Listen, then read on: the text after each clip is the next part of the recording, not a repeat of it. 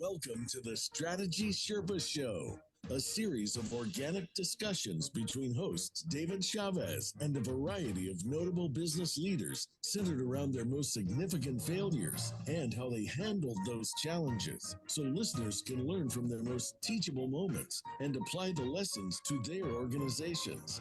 Now, here's your host, David Chavez. Hey everyone, this is David Chavez. This is the Strategy Sherpa Show, and boy, do I have a special guest for you today, and we'll get to him in just a moment. So I just wanted to talk a little bit about the webinar I am doing tomorrow and going to teach you how to teach your employees how to read financial statements and understand cash just a little bit better. So we'll be doing that tomorrow between 1 and 2 Central Time, and we'd love to have you on there. There's probably about 30 people registered so far, a little bit more, and we'd love to increase that to about 40 or 50, because then about 10 to 20 may show up. But anyway, it'll be a great conversation around that, and we will be open to questions, so you can ask questions, and it'll be a little interactive with the guest. On February 6th, one of my partners, Ted Servata, is going to be doing the webinar on strategy and how it relates to operational effectiveness. And we have quite a few signed up for that. I think the last count that I knew of was around 40. Maybe it's about 50. I couldn't, somewhere in between that number. And then on the 15th in Arizona, Kane Pekovic, one of our coaches here, will be doing a day-long workshop about change and how to push change through your company. In other words, when you're doing a new initiative or you're making a monumental change in a company, she'll be talking about the psychology of that and how to bring your people along so they don't resist so much. So that'll be on February 15th. And let's get to Ryan, because he has come to join us today. And Ryan Schmitt, and he owns a company called Petticoat-Schmitt in Jacksonville, Florida. And you guys are civil contractors. Is that correct? Yes, we are. I'm sure, David. Okay. Well, why don't you tell us a little bit about your company and a little bit about yourself and what you've been up to so far in life? Yeah, I appreciate the opportunity and really appreciate the opportunity to be on the show. I feel like I've got a story or two to tell that can lend to your topic here of learning from mistakes. But yeah, so my name's, like you said, Ryan Schmitt. I'm the 100% owner of Petticoat-Schmitt Civil Contractors. We're a heavy civil construction firm located in Jacksonville, Florida. We focus on private site development, construction, public roadway and underground utilities, and then water and wastewater treatment plant construction. We self-perform a lot of the clearing and grading and earth moving and pipe laying and concrete and a lot of the work associated with those type of projects. We've been in business for 17 years, so we've been around a little bit, but I've always been in this industry. When I came out of college, I really didn't know what I was going to do, and I kind of stumbled into construction at the very bottom and quickly realized I had a passion for it. And while construction management or engineering wasn't my first degree, I went back and got a second degree in building construction management, and then a master's in business, just to kind of help build on that. And I worked for another company for 17 years, and then I was, decided it was time for me to go, and I did. And I bought basically the assets of another company. That's where the Petticoat and Petticoat-Schmitt comes from. And this person was looking for an exit strategy, and we kind of got together, and I honored her by keeping the Petticoat name, and she gave me the first right of refusal on her assets, and we made a transition right in the middle of the Great Recession in 2007. What great timing! Yeah, exactly, right.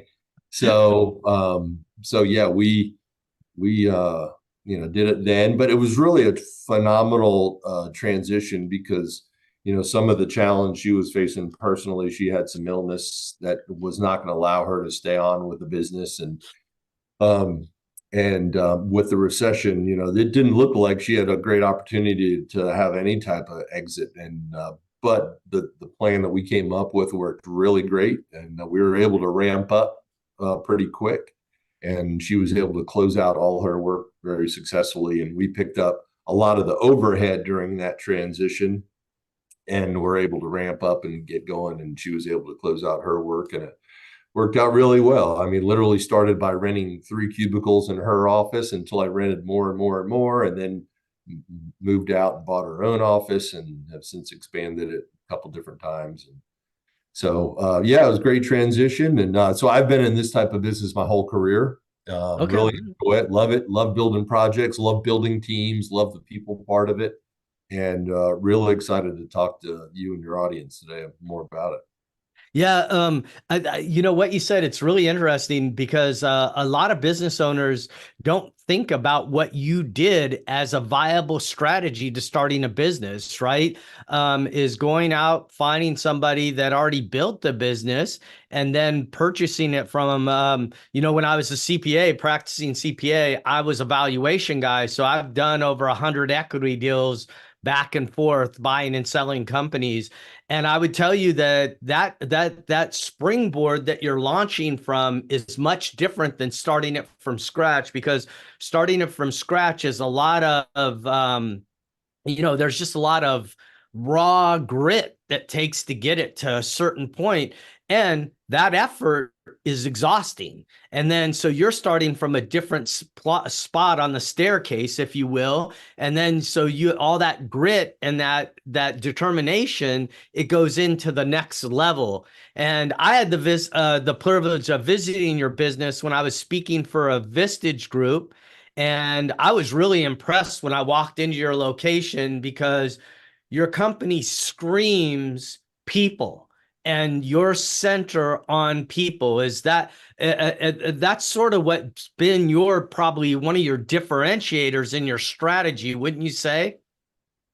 Yeah, it very much so. And we're very proud, when you made that comment, very proud of that, because we're very deliberate. We are a people first company. We talk about that all the time. We're open book throughout the whole company.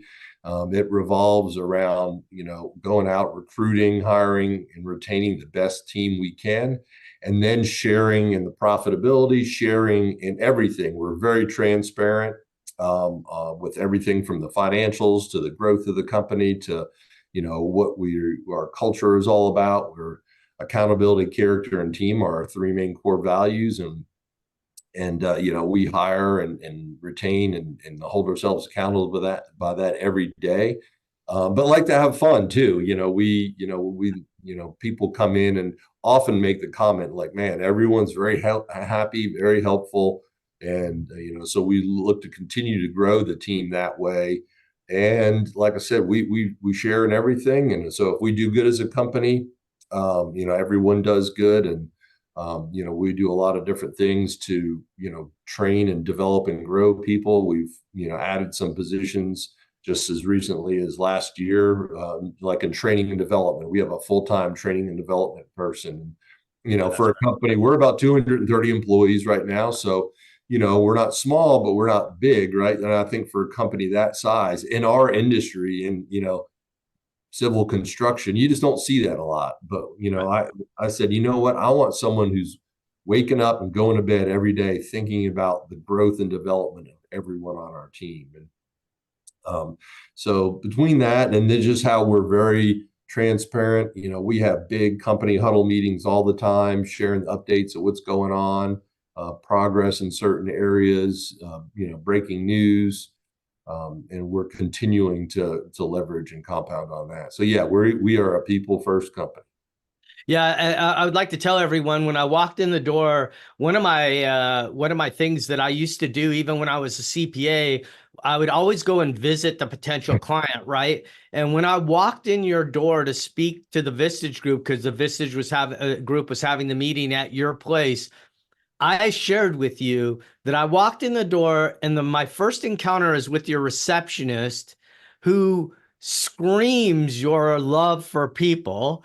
And then the whole place is reminding me of what is important in this business, right? You have these messages all around that are conveying what's really important in the business. I know that as a business owner, you'll probably look at every time that didn't work well, but I would just tell you it was very impressive walking in. And I did share that with you that day, that I was sheerly impressed by what you have done and how you've done it. And I think your people focus screams out. And then I actually saw you interacting with some of your teams a couple of times, and it's very interesting. And I love how you interact with them. So congratulations to you on getting this company going. Now, starting it in the recession. Now, most people would say that's insanity.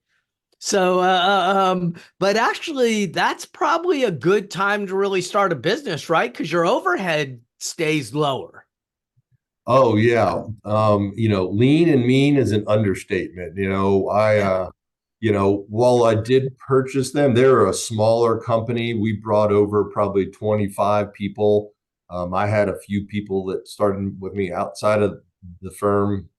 So we were lean and mean. But what was nice about that structure is our agreement, I only purchased what I needed. It wasn't, I didn't have to buy all the assets. If I didn't want to buy it, they just sold it at auction or to someone else. So literally I'd go, I want that desk or this piece of equipment or this software or this hardware, and so it was piece by piece. And yeah, we were just very, very deliberate, lean and mean. And because of that, we were able to bid and build projects that were very specific to the resources we had. A lot of our competition was sitting on all this heavy iron that they had accumulated pre-recession, and they're like, "Oh my gosh, what am I doing with this?" We were very specific, very tight, very lean, and actually very successful during those first few years.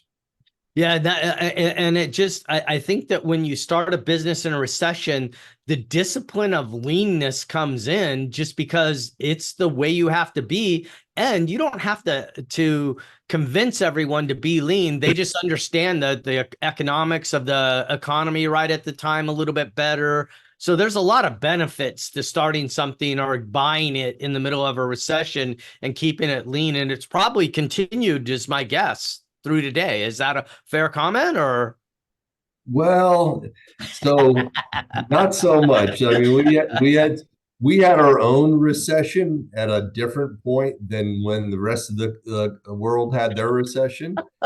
In fact, we did really well. We were very profitable through the Great Recession. And I just, as a first time business owner, just hear all these stories about, oh yeah, just all the hardships and it's a tremendous amount of obstacles that when you're starting out and you hit this great wall and this, and I'm like, I haven't had that yet. And it was, things were going pretty good for quite a while.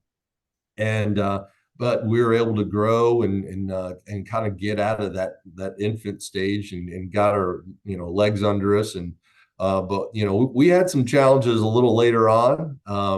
So it's funny how it comes. It just is a matter of when and what triggers it. Yeah, yeah. On the Strategy Sherpa Show, what we're doing is we talk to successful business owners like yourself, mostly in the mid-market. Those are the people that never really get any exposure because you're just quietly doing it.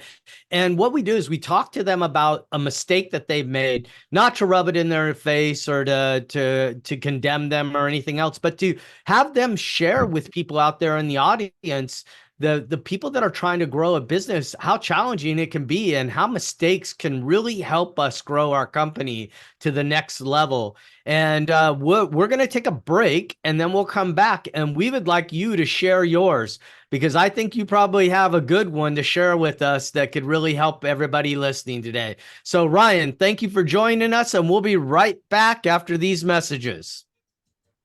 Welcome back to the Strategy Sherpa Show with David Chavez. Have a question for David or his guests? Join us on the show at 866-472-5790 That's 866-472-5790.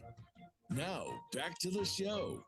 All right. Welcome back, everybody. This is David Chavez. This is the Strategy Sherpa Show, and we have Ryan Schmitt today with us with Petticoat-Schmitt, civil contractors out of Jacksonville, Florida. And Ryan, I'm on your website right now, and I've just been spinning around a little bit and love the look of it. I mean, you've even improved it since the last time I'd seen you.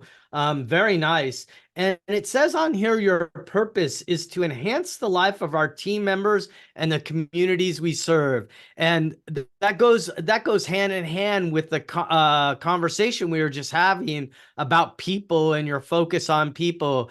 And I really love your purpose, because what you're trying to do is enhance their lives by sharing some of the company with them. And I think that you said it really well. When we all win, we all win. And when we lose, we all lose a little bit. Right. Mm-hmm. And so that's really great. Now let's get to the meat of the, oh, go ahead. You had something to say about that. I'm sorry. No, I was just, agreeing, not only financially, but, you heard the term, the Sunday blues, where people are like, oh, it's Sunday, wrapping up the weekend, and like, man, they just dreading going back to work. To me, I'm like, man, I do not want that. We also want to just create a great place where people enjoy going to work. So we like to celebrate our wins. We like to focus time on, the camaraderie of the team, and, doing great projects, but also building a great culture. Yeah, most definitely. And very challenging to do. I mean, you have to focus on it every day, and it's just one day at a time, all these little increments. So I love what you're doing. So now's the time of the show when we get into, like, why don't you share with the audience that one thing that you wish it would have just went a lot better than it did? Yeah, sure. When you brought this topic to my attention, I automatically knew, what I was going to talk about. But I also think, like, gosh, as entrepreneurs and business owners, it's like we're constantly course correcting, right? It's like we're almost failing forward, and if we're fortunate, they're just small ones, right? And it's just like almost like a sailboat, navigating its way in water. You just kind of tack back and forth and go the right direction. But every now and then there can be bigger ones, the ones that have more commas associated with them. And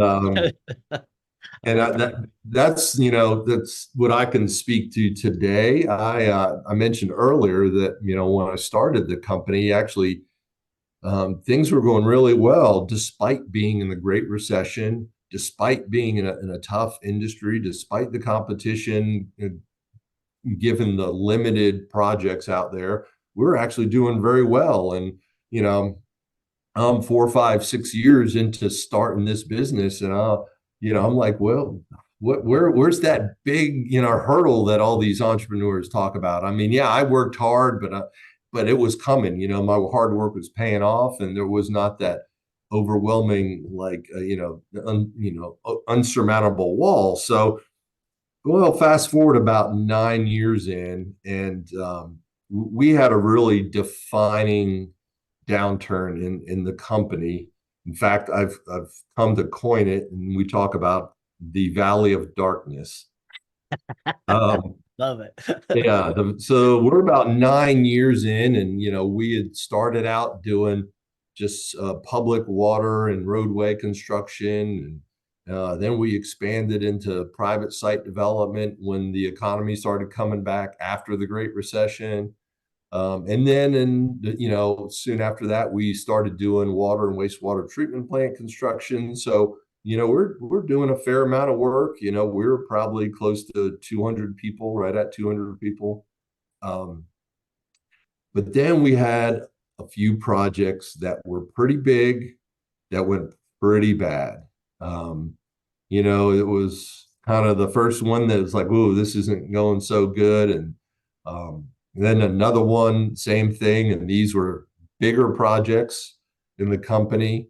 And then we probably had one that was like the anchor bad job. It was the biggest job we'd ever have at one point. And it went really bad, to the tune of millions of dollars. And So like about 2016, we kind of didn't make any money. We just kind of we're battling through, and same thing with 17, didn't make any money, but then 18 lost a tremendous amount of money. And Wow. uh, it was one of those things that I mean, you mentioned the Vistage group that you spoke to, and man, I wasn't telling anyone. And the first people I told, when I realized, I'm like, oh my gosh, I don't know how we're going to get out of this. And we were just bleeding cash. And I had my next Vistage meeting, and I basically said, guys, I got to tell you something. And I kind of told them the whole story of how bad it was. And, this job is going really bad. And my surety, actually, we had a meeting with the surety, and our meeting face to face went really good. And next thing you know, a couple of weeks afterwards, they're saying, no, we're pulling out. We're done. We're not going to write any more bonds. Whoa.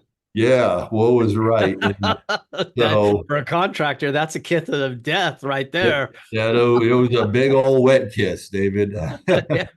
The one you don't like, right? The No, sloppy no, kind. it was a bad one. And fortunately I had a good friend in that industry, in the surety industry. And I wasn't working with him at the time, but I called him up, and I told him what was going on, and he said, I'll be in your office tomorrow morning, so let's talk. And we were able to cobble together some small surety lines to get some small bids here and there. But yeah, so we just hit a couple jobs that went really bad. And it got so bad that I had to completely recapitalize the company. I refinanced our entire fleet of equipment that we had pretty minimal debt on at the time. And anything of my personal assets that had any kind of equity to it wound up either selling or refinancing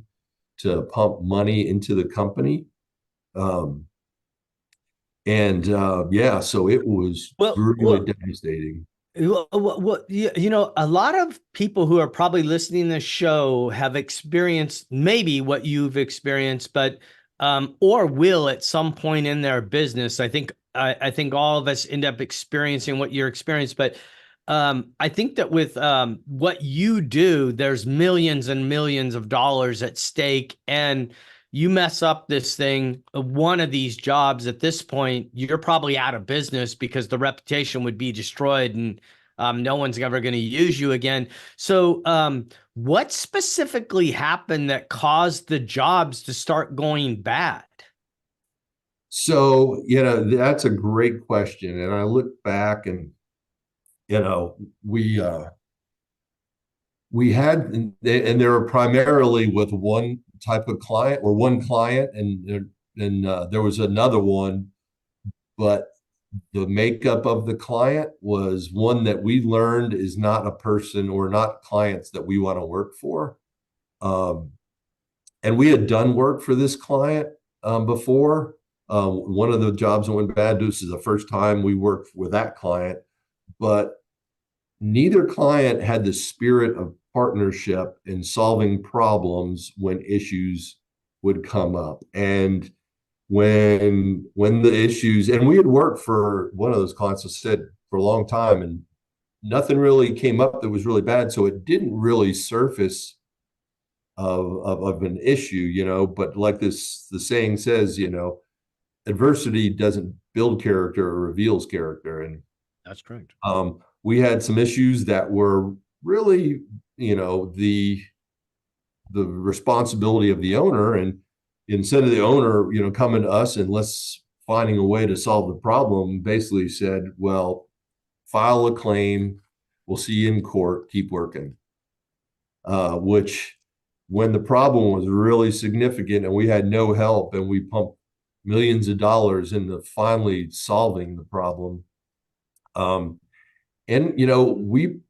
we wound up settling, and we've got, we prevailed on the issue, but financially, when you get 30 cents on the dollar, you just don't come out ahead. There's no winning when it gets to that. I don't care how right you are and how wrong the other party is. There's no winning. Yeah, and then the lawyers make a lot of money out of that deal too. Yep, yep, exactly. And when you have two or three of those at the same time, and all three of them were same thing. We prevailed on principle, but because of the character of the client, we had to go that route, and it was just a tremendous financial drain that kind of happened all at once. Okay, so you had a series of clients, large clients, because I know you do some smaller projects too. So there's smaller projects, and then there's multi-million-dollar projects, right? Because you have to run both of those projects through your company at any given time to keep it afloat. And so you hit three big jobs that just were, for lack of a better way of saying it, just people that were just sort of not great people. And you had to deal with that. Yep. And I'm not here to, blame others. I look at myself first and say, okay, what could I have done differently? And what can we do? And we are a totally different company. We have changed tremendously. A lot of what you saw when you were here was a result of that valley of darkness. I think shame on me for, in some areas, I didn't have the right people in the right seats to navigate some of these difficult situations. I didn't realize how difficult they were going into them until these instances showed up, and not having the right people. And I think in some instances, the right processes. We follow a very strict process of how we run the company. When I realized we were going into this is when I learned all about it and figured, man, we got to do something differently here. And then, having the right people and the right processes, I think going into that would have been much better. But either way, having three of those at the same time is just really, really difficult. Yeah, we're going to take a break, and then I'm going to come back because I want to talk a little bit about this this issue a little bit more with you. But we're going to take a break. We'll be right back. This is the Strategy Sherpa Show. I'm with Ryan Schmitt today. This is David Chavez. We'll be back right after these messages. Welcome back to the Strategy Sherpa Show with David Chavez. Have a question for David or his guests? Join us on the show at 866-472-5790. That's 866-472-5790. Now, back to the show. All right, we're back with the Strategy Sherpa Show. I'm here with Ryan Schmitt with Petticoat-Schmitt Civil Contractors out of Jacksonville, Florida. And Ryan, I listened to what you said. So you ended up in three jobs that probably really almost killed your company over a 3-year period. So 2 bad years, then the year of death. Right in there, like you said, then you actually lost money that 3rd year. You're trotting along, barely cutting it for a couple of years. Then in 2018, your profit just went, it was gone. As a matter of fact, you ended up in a huge loss. And you said that the 3 jobs were the cause of this situation. Help us understand what happened that had you take on these 3 jobs, and what was your thinking at the time? Did you think that the jobs were just going to go well? Did you think there wasn't the issues you had? What was your thinking at the time? Well, like I said, 2 of the jobs were with a client that we had been working with for some time. And Wow. In that instance, all the jobs we had previously there was never really any issues. Now, I think maybe where we and myself took our eye off the ball is when there were little issues, how they acted, and how the saying, how you do one thing is how you do everything. And so I think we just really didn't look hard at the spirit of partnership that this one particular client had or did not have. And while the instances weren't really big, there was probably some small things that we could have been more aware of that, hey, man, if we went and to a bigger job that had a bigger issue, it could really be problematic. And then what were those things? What were um, those things that you saw? Ended up seeing after the fact, I guess I should say.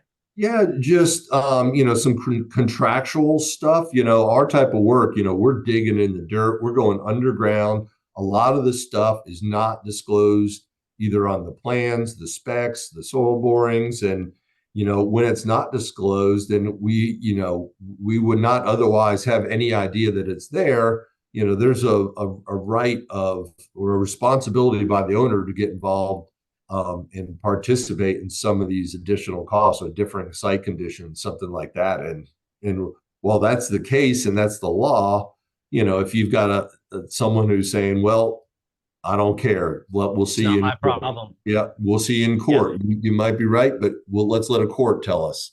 By the way, you got to keep going. And so, instances like that, and then in another instances where going in and there's a pretty technical job that you're seeing the design engineer who basically was running the job as well as designing the job, which is a little bit of a conflict at times, mandating that when a certain part of the design is not working right, that keep going, no, and the next thing you know, the design fails.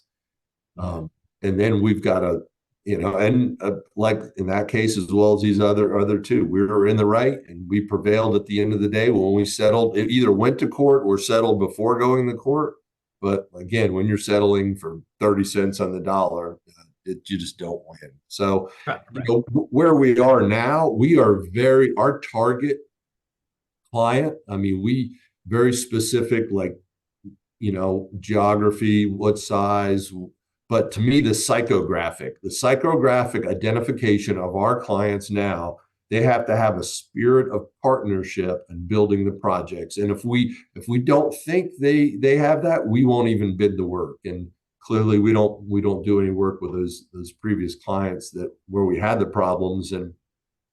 But we use that filter religiously on anything we look at, because we're going to move on to the next one before we go to contract with anyone who doesn't have a similar interest to the project to be successful. You called it the spirit of partnership. The spirit of partnership. And then how do you define the spirit of partnership? Are you using your core values to help you with that? Yeah. So, our core values, are not only, internal, accountability, character, and team is how we hold ourselves accountable internally, but also, externally.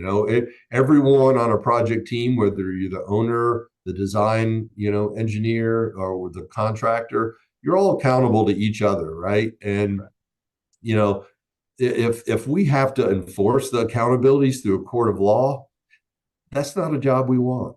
Yeah. And that's not a client we're going to bid to. So, we're real disciplined with that. We clearly don't work with the clients that are the aforementioned projects, because it took a lot to get through that. Like, I mentioned, I told my Vistage team, that was the first group I told, and then they said, "Have you told your wife?" I'm like, "No, I've been staring at my ceiling for about a month and I haven't spoken to anyone." And, they're like, "Well, first thing, go home and tell your wife." And thank goodness I have a very understanding wife. And I told her how bad it is and could be. And, we could really have some challenges. She said, well, as long as we're still together, which was a great day for me. But then I went, like I said, I had a refinance or recapitalize the company, sell a lot of the stuff I own personally. I actually took a loan from a friend of mine who was in the construction business as well, but he believed in my abilities as a business person. But so we were strapped with a ton of debt, but then I was very transparent. We went completely open book. We also followed the philosophy of the Great Game of Business, which is an open book management philosophy. Great book. So everyone knew where we were, and everyone jumped on board, and we just fought, and faced these hurdles head on. Yeah. Yeah. And I love that you said some really important things for listeners out there. Like there's a couple of things like the great game of business is an open book system. You went open book. You were candid with your employees. I think a lot of business owners, one of the issues they have when they start having trouble is they're trying to hide it from people when your people could actually help you get out of the situation. Right. And so it sounds to me like you stuck your tail between your legs and you decided that I was going to go into this with you humility. I needed to go into it with, and I was going to share it even though I wasn't proud. And that sharing allowed, how did that help you coming out? I should ask you the question instead of making a statement here. How'd that help you? Well, it was 100% the critical to us coming out of it. Because I thought long and hard, and I said, nope. I mean, complete transparency. I'm like, I mean, because all progress starts with the truth, and this is the truth, but this is where we're going. And I showed him a bigger and brighter future, but I was determined. I'm like, I'm walking into the punch every day to get through this. When the great game of business that we still do to this day, where literally we project the financials of the company every Monday afternoon at 3:30 with the entire company, open book.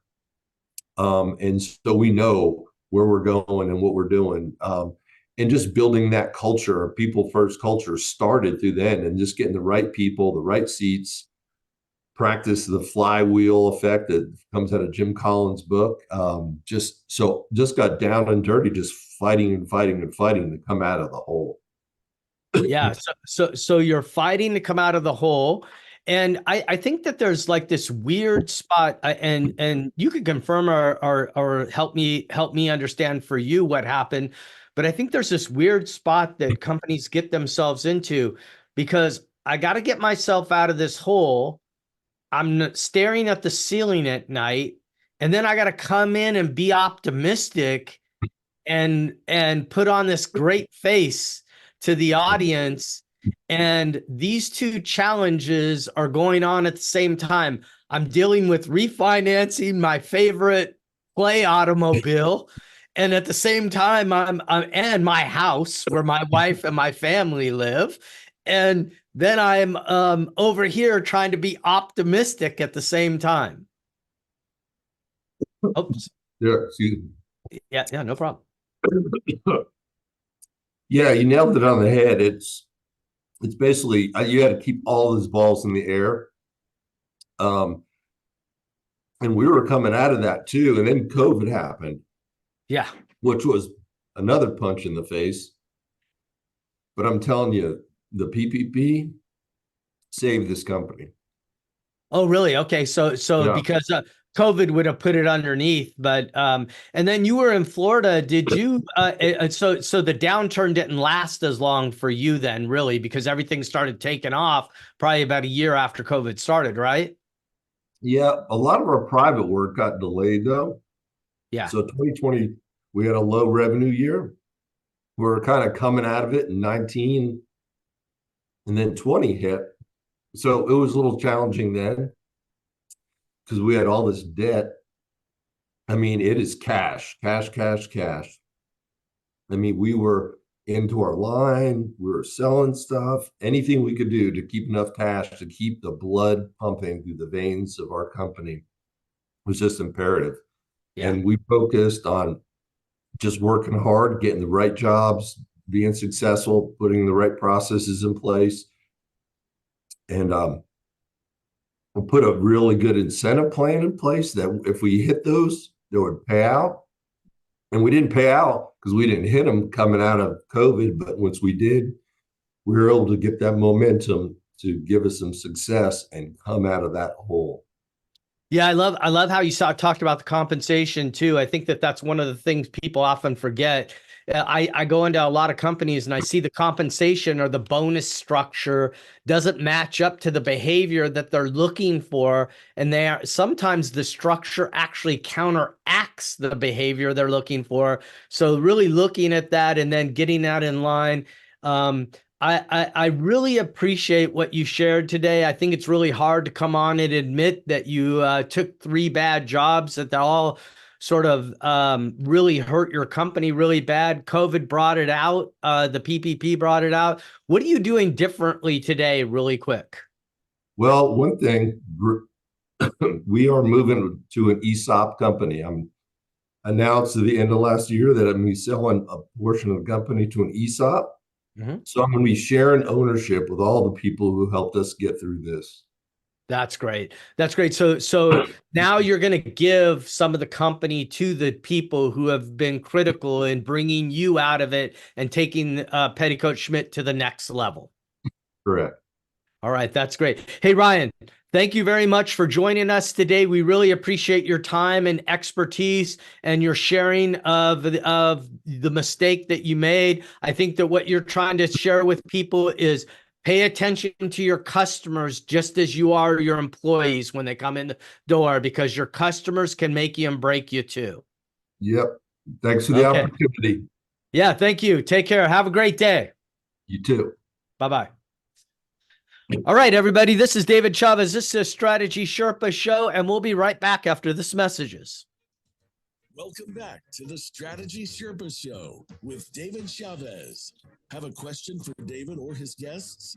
Join us on the show at 866-472-5790. That's 866-472-5790. Now, back to the show. Hey everyone, this is David Chavez. This is the Strategy Sherpa Show, and we just had Ryan Schmitt join us from Petticoat-Schmitt, a civil engineering contractor out of Jacksonville, Florida. What a great guest, and what a great story that sharing with us. His overall message to us was, when we're hiring customers, and if I say it that way, maybe you can flip your thinking a little bit. When hiring customers, we have to make sure customers share our values with us. One of his frustrations about what happened to him was when he ran into problems underground with the excavation or the dirt work he was doing, he ended up discovering some of the issues that were not in the original contract. And my guess is his contract may have not defined exactly what he was supposed to do, but he said it did. And then he said that the person just wasn't willing to sit down with him and go through those things. And he basically told him to take him to court. This is not a customer you want to be dealing with. It would be much better to sit down with them and actually go through this with them. And then he had 3 of those back to back. So they may not have been paying attention to the things they really needed to pay attention to, was who is their customer and how are they treating us. He said that they had done some smaller jobs, that they should have paid attention to some of the signs that they weren't paying attention to. So it's just very interesting listening to him about that. Why he's fixing this problem, he has this weird thing, and this is where a lot of people that talk to us don't fully understand what they really want. They come to us, they talk about, yeah, we want to develop our strategy.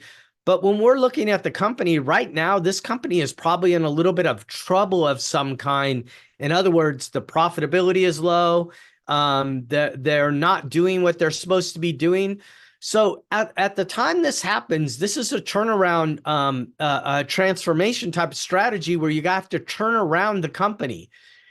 And when you're doing this, there's this really weird spot you need to be in, because I need to cut back and I need to control cost, because I really have no money and I'm probably living paycheck to paycheck. I remember once when I owned my CPA firm, I remember spending about a week lying in bed staring at the ceiling. I knew I had $120,000 payroll coming up. It was right around there.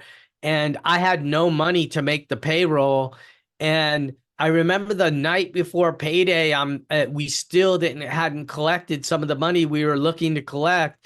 And I was sitting there staring at the ceiling, and I probably slept about 2 hours that night. That is not a fun feeling. Those of you who have been there, and I think most entrepreneurs have been there at one time or another, it's not a fun place to be. And so when you're doing that, you're cutting cost, but then you have to go and you have to create this whole new strategy and motivate your people around the strategy, even though you're over here micromanaging cost and micromanaging the aspects of cost because you have no money. If somebody accidentally wastes some money, even a little bit, it becomes a big deal to us. And at the same time, I have to be over here going, hey, we're going to chase this new strategy. It's going to be great. We're going to do well. And you're dying over inside and you're staring at the ceiling all night, stressed out and worried while you're over here trying to motivate everybody to this other thing that's going on. It is very challenging to do that. And if you go into that understanding that and how to develop the strategy for that, you can actually come out of these very transformational moments with a lot of momentum and a lot of growth opportunity. And it sounded like PPP really saved Ryan in the end. But what really saved Ryan is getting focused back on his core values, his purpose, and why he has the company. And when he did that, that led him to decide to actually ESOP some of his company. One of the things he said was really important, and Vern Harnish, who wrote Scaling Up, just came out with a book about a year ago. It's called Scaling Up Compensation. And when I read this book, I was going, oh, thank you, Vern. It's about time the book was written about this, because I've had so many clients where their bonus structure inside of their company counteracts what they're trying to do. I remember one of the clients we worked with, they had about 400 employees, and they were incentivizing individual performance when they were screaming about teamwork all the time. And what we actually, and we couldn't figure out why we couldn't get the strategy to work. And we're in these meetings and trying to determine what's going on. And finally, I asked the question, hey, how does this bonus you guys keep on talking about work? Can you give me a copy of it? I'm reading the bonus structure, and the bonus structure is telling me to work as an individual. I'll be bonused as an individual, and I don't care what your team members do or what even the team you're on does. It's all about you. But over here, they had core values of teamwork and trying to collaborate and working together. There was nothing in the bonus structure about that. And when these two things are out of line, they couldn't get the teamwork working. As soon as they changed that compensation structure, that bonus structure they had, teamwork started happening in the company. The company came alive in a totally different way. And they were able to take it and keep on growing it from there. I have to say, you have to line up your bonus structure to what you really want. And oftentimes, when we get stuck in our patterns or the way that we're looking at things, we'll look at the bonus structure. The client was looking at it. They kept on telling me, oh, it's fine. It's fine. And then when I finally asked to see it, I don't know if they actually went back and read it, trying to think about, this is our structure, this is what we're trying to achieve. But when I read it the very first time, without having read it probably 30, 40 times, maybe even 100 times, which they had done, I could see that the two things weren't connected together. And what it sounded like Ryan did is he connected those things together. What is the result I'm looking for? What is our compensation doing for us? And when he did that, everything started to come together with the help of the PPP loan.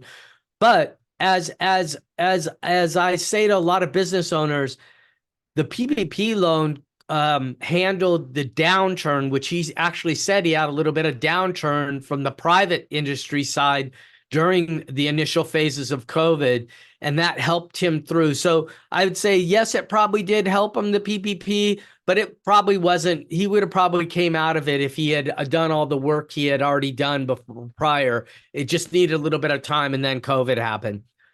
I hope this was a great show for you. It was a great learning experience for me. It just reinforces some of the things that I know, and he gave me a couple other insights.